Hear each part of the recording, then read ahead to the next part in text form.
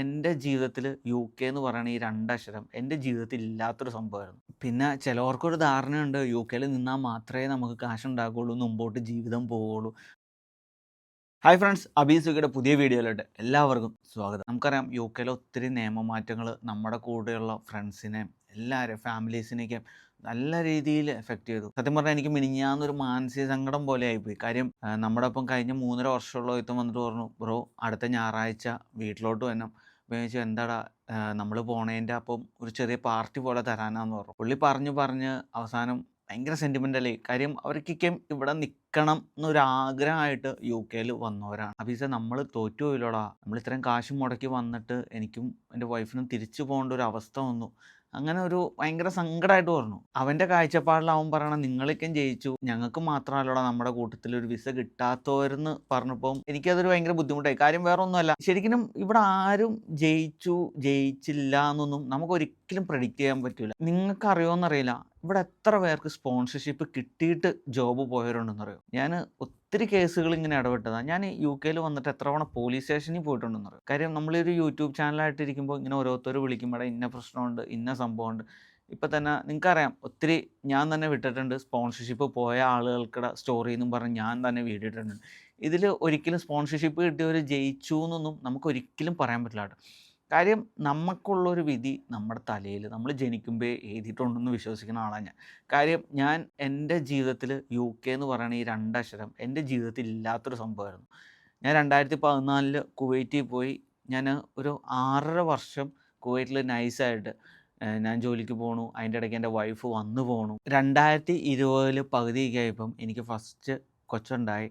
കൊച്ചുണ്ടാകുന്ന സമയത്ത് ഞാൻ കുവൈറ്റിലാണ്. അപ്പം കൊച്ചുണ്ടായി ഒരു 3 മാസം കഴിഞ്ഞു, 4 മാസം കഴിഞ്ഞു. അപ്പോൾ എല്ലാവരും നാട്ടിൽ നിന്ന് എന്നെ വിളിക്കുന്നുണ്ട്, എടാ കൊച്ചുണ്ടായിട്ട് നീ എന്താ കൊച്ചിനെ കാണാൻ വരാത്ത, എന്താന്ന് ഇങ്ങനെ ചോദിക്കുന്നുണ്ട്. നമുക്ക് ഇഷ്ടക്കുറവുണ്ടായിട്ടാണോ നാട്ടിൽ വരാത്തതെന്ന് വരെ ചിന്തിച്ചവരുണ്ട്. പക്ഷേ നമുക്ക് നമ്മുടെ ഫാമിലിയുടെ സിറ്റുവേഷൻ അറിയാം. ഞാൻ വന്നു കഴിഞ്ഞപ്പോൾ എനിക്ക് തിരിച്ചു പോകാൻ പറ്റണില്ല. അതായത് നാട്ടിൽ കൊറോണ കുറയുമ്പോൾ കുവൈറ്റിൽ കൊറോണ കൂടും, കുവൈറ്റിൽ കൊറോണ കുറയുമ്പോൾ നാട്ടിൽ.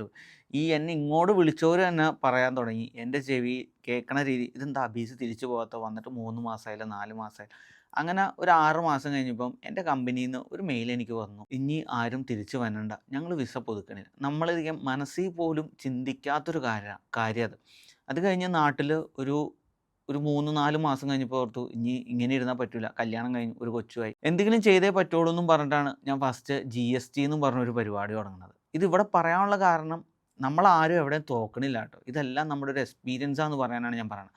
ഞാൻ GSTയുടെ പരിപാടി തുടങ്ങി ഒരു 1.5 വർഷം ഓടിച്ച് കഴിഞ്ഞപ്പോൾ നിങ്ങൾക്കറിയാം, കുവൈറ്റിൽ ഒരു രൂപയുടെ മേളിൽ ശമ്പളം ഉണ്ടായിരുന്ന ആൾ നാട്ടിൽ GST എല്ലാം കഴിയുമ്പം ഒരു പാർട്ട്ണറും ഉണ്ട്. എനിക്ക് പാർട്ട്ണറിനും ആകെ കിട്ടണം 30 രൂപ. അത് 15 ആയി. പിന്നെ നിങ്ങൾക്കറിയാം, കല്യാണം കഴിക്കുമ്പം ഒരു ഗൾഫുകാരൻ എന്നുള്ള രീതിയിലാണ് എനിക്ക് പെണ്ണ് കെട്ടിയതും ഞാൻ കല്യാണം കഴിച്ചതും. ഇതൊക്കെ ഞാൻ വളരെ ഓപ്പണായിട്ട് പറയുകയാണ്. കാര്യം എനിക്ക് എൻ്റെ ഫോളോവേഴ്സിനോട് എനിക്ക് അത്രയും താല്പര്യമുണ്ട്. കാര്യം എന്നെ ഒന്നീന്ന് ഇന്നെത്തണ 57K ആക്കിയത് നിങ്ങളാണ്. ഇതിപ്പോൾ കല്യാണം കഴിഞ്ഞു, ഓഫീസിൽ പോകണമില്ല, ഈ GSTയുടെ പരിപാടിക്കും തുടങ്ങി, എന്ത് കിട്ടാനാന്നുള്ളൊരു ടോക്ക് വരുമ്പോൾ ഒരു ദൈവദൂതൻ എന്നുള്ള രീതിയിൽ എൻ്റെ വൈഫിൻ്റെ ആങ്ങള വൈഫിനോട് ഇങ്ങനെ ചോദിച്ചു, എടി ഞാൻ യു.കെക്ക് നോക്കുന്നുണ്ട്, നീ നോക്കണ്ടോ? ഇവിടെ ഇങ്ങനെ നിന്നിട്ട് വലിയ കാര്യമൊന്നുമില്ലല്ലോ, എന്നാൽ ഒന്ന് യു.കെയിലോട്ട് പോകാമെന്നും പറഞ്ഞ് അങ്ങനെ യു.കെയിലോട്ട് കയറി വന്ന ആളുകളാട്ടോ ഞങ്ങൾ.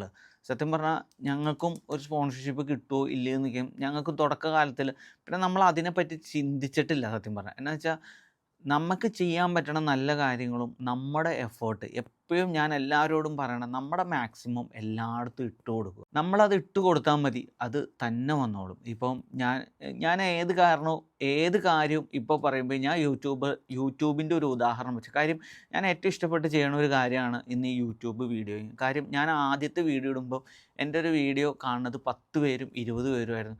എന്നിട്ട് ഞാൻ നിർത്തിയില്ല. പക്ഷേ ഇന്നിപ്പോൾ ഞാൻ വീഡിയോ ഇടുമ്പം അത് ഒത്തിരി 10,000 കാണുന്നുണ്ട്. കഴിഞ്ഞ 2.5 മാസമായിട്ട് ഞാൻ നാട്ടിലായിരുന്നു. ഇന്നേ വരെ എന്നെ ആരും ഫ്രീ ആയിട്ട് എറണാകുളമോ തിരുവനന്തപുരം പോലും കൂട്ടിപ്പോയിട്ടില്ല. എന്നെ കൂട്ടിക്കൊണ്ട് ഒരു ട്രാവൽ ഏജൻസി 7 ദിവസവും മലേഷ്യയ്ക്കും 7 ദിവസവും ദുബായിക്കും പോയി. ഇത് ഞാനൊരു മിടുക്കായിട്ടല്ല. കാര്യം നമ്മളെന്ത് കാര്യമാണോ, നമ്മളെവിടെയും തോക്കണില്ല, നമ്മൾ ചെയ്യണ കാര്യം. ഞാൻ ഇന്നും എൻ്റെ ഫ്രണ്ട്സിനോട് പറയണ ഒരു കാര്യമുണ്ട്, നിങ്ങൾ മറ്റുള്ളവർക്കുടെ ഒരു ആഗ്രഹത്തിന് വേണ്ടി പണിയെടുക്കാതെ നിങ്ങൾ നിങ്ങളുടെ സ്വന്തം ആഗ്രഹത്തിന് വേണ്ടി പണിയെടുക്കണം. നമ്മുടെ കൂട്ടത്തിലുള്ള എല്ലാവരും, ഈവൻ ഞാൻ പറയുകയാണെങ്കിലും ഒത്തിരി വർഷങ്ങളായിട്ട് മറ്റുള്ളവരുടെ ആഗ്രഹത്തിന് വേണ്ടിയാണ്. ഇപ്പോൾ ഞാൻ കുവൈറ്റിൽ 6.5 വർഷം പണിയെടുത്തു. ഏതോ ഒരു ഇംഗ്ലീഷുകാരൻ്റെ കമ്പനിക്ക് വേണ്ടി വെതർഫോർഡ് എന്ന് പറയുന്ന ഇംഗ്ലീഷുകാരുടെ കമ്പനിക്ക് വേണ്ടി ഞാൻ 6 വർഷം പണിയെടുത്തു. എനിക്ക് ശമ്പളം അല്ലാതെ അവർക്കടെ കമ്പനി ഡെവലപ്പായി. ഇവിടെ വന്നിട്ടും നമ്മൾ അത് തന്നെയാണ്.